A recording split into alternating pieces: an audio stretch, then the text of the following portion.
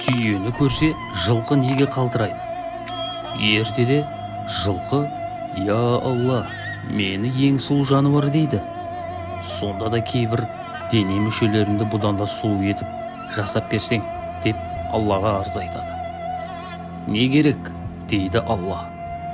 Сирақтарым бұдан да ұзындау және сидаңдау болса, шашасына шаң жұқпайтын жүйрік болар едім. Мойным аққудың мойындай ұзын болса, бұдан да асқан көрікті болар едім. Төсімді жалпақтау келсе, қазіргіден де алымдырақ болар едім. Жотамда алынбайтын мәңгі ер болса, себебі адамды алып жүремін депті.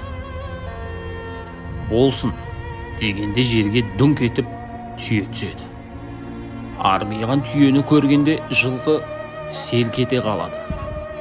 Ұзында сидан аяқ, аққу мойын, жалпақ кеуде, арқасында ері бар жануар осы болар.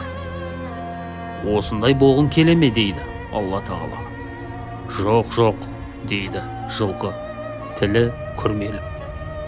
Ендеше мен жаратқан мүсініңе риза бол дейді Алла.